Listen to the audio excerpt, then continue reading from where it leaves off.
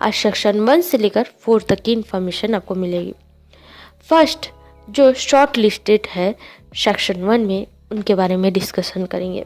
जब भी इस सेक्शन के बारे में बात होगी या इस चैप्टर के बारे में डिस्कशन होगा तो समझ लो द स्पेसिफिक रिलीफ एक्ट के बारे में बात हो रही है और यही नाम लिया जाएगा। सब सेक्शन 2 जब इसे लागू किया गया था तो यह पूरे भारत में लागू किया गया था, बट जम्मू कश्मीर में यह रूल्स अप्लाई नहीं होते थे और इसे माना नहीं जाता था क्योंकि वहाँ के rules, terms and condition different हुआ करते थे।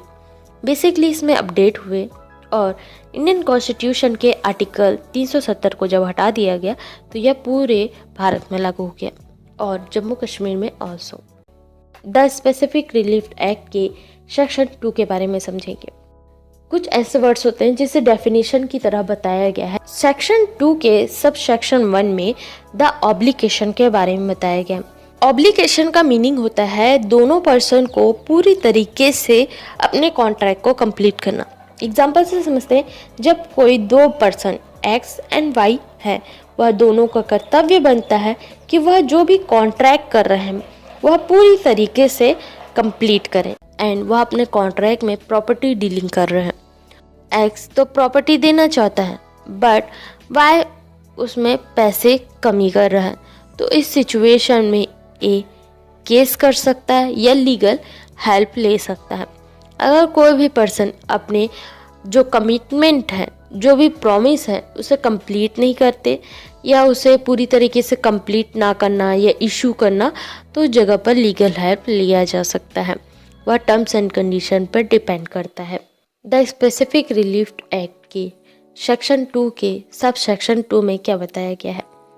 सेटलमेंट डॉक्यूमेंट्स, पेपर जो आपके पास हो या उनके पास हो, जो प्रूफ की तरह होते हैं कि 100% दावा कर सकते हैं कि यह प्रॉपर्टी है, जिनके साथ वह सेलिंग करना चाहते हैं, तो यह राइट उनको प्रोवाइड किया जाता है कि वह सेल कर सकते हैं या करना चाहते हैं, तो कोई भी दिक्कत नहीं आएगी। इसमें 2 वर्ड्स है जिसकी मीनिंग भी आपको पता होनी चाहिए, विल एंड कोडिशन। विल क्या होता है? विल का मीनिंग होता है कि अगर कोई भी आप प्रॉपर्टी ले रहे हो या ऐसे प्रॉपर्टी हो या ऐसे मूवेबल या इनमूवेबल जो आपके पास प्रॉपर्टी है या संपत्ति है, उसे आप अपने डेथ के बाद किसी दूसरे पर्सन या आपके चाइल्ड हो सकते हैं या आप किसी चैरिटी को दान करना चाहते हैं, तो अपने जो मरने के बाद, जो डेथ के बाद, उसे लॉन्ग टर्म के बाद आप कैसे देखना चाहते हो या किसे देना चाहते हो, यही विल में डिस्कस किया जाता है ऑफ पेपर फॉर्म। लाइक एक पर्सन है जिसकी एज 70 साल है, वह चाहता है कि जो मेरी प्रॉपर्टी है वह मेरे बच्चों को मिले। दोनों बच्चों में से किसे कितनी प्रॉपर्टी मिलेगी, कितना बंटवारा होगा और किस तरीके से होगा, ये सारी इंफॉर्मेशन उनके विल में डिस्कस होती है ऑफ पेपर फॉर्म, जो लीगली तरीके से कोर्ट या वकील के पास होती है, जो लॉन्ग टर्म में किसी को कोई प्रॉब्लम ना हो, जिसके लिए कि उनके डेथ के बाद वह विल के रूप में डिस्कस रहती है ऑफ पेपर फॉर्म। कोडिशन मीन्स क्या होता है कि लाइक कोई ग्रैंड जो फादर है वह अपने प्रॉपर्टी को बच्चों में डिवाइड करना चाहते हैं, तो कई बार क्या होता है कि देखा गया है कि जब उनकी डेथ नहीं हुई है तो उनके बच्चे चाहते हैं कि इनकी डेथ हो जाए और यह जो भी प्रॉपर्टी है वो हमें मिल जाए। तो इस सिचुएशन में जब वह जिंदा होते हैं तो अपने जो प्रॉपर्टी जो डिवाइड कर चुके हैं ऑफ विल, अगर उन्हें लगता है कि इसमें चेंजेस होने चाहिए कि उनके तो बच्चे उनका ध्यान ही नहीं रखते, उस प्रॉपर्टी के लिए है, तो वह अगर चैरिटी को दान करना चाहते हैं या किसी और पर्सन को मतलब इंक्लूड करना चाहते हैं, तो उस सिचुएशन में विल को तो वो चेंज नहीं कर सकते। तो वह लास्ट पेज में एक पेज होता है जिसे हम कोडिशन बोलेंगे, उसे ऐड ऑन करेंगे। उसमें सारी डिस्कशन होगी कि अगर यह प्रॉपर्टी इतने चीज़ों में बेचना चाहते हैं, कौन से रूल्स को उन्हें फॉलो करना होगा। स्पेसिफिक रिलीफ एक्ट के सेक्शन 2 के सब सेक्शन 3 में समझेंगे। ट्रस्ट का एक बेसिक एग्जाम्पल से समझते हैं कि ट्रस्ट किस तरीके से होता है। तो मोहन की जो बेटी है वो अभी छोटी है, लेकिन मोहन के पास एक ऐसी प्रॉपर्टी है जिसे वह रेंट में देना चाहता है, मतलब किसी को देना चाहता है, जिससे एक अच्छी खासी मनी आने लगे, क्योंकि अभी उसकी बेटी छोटी है। बट लॉन्ग टर्म में वो चाहते हैं कि जो ये प्रॉपर्टी है वो अपने बेटी को गिफ्ट करेंगे, जो उनके 80 बर्थडे में होगा। तब तक इसे खाली तो रख नहीं सकते, क्योंकि इससे भी पैसा आए तो ऐसे।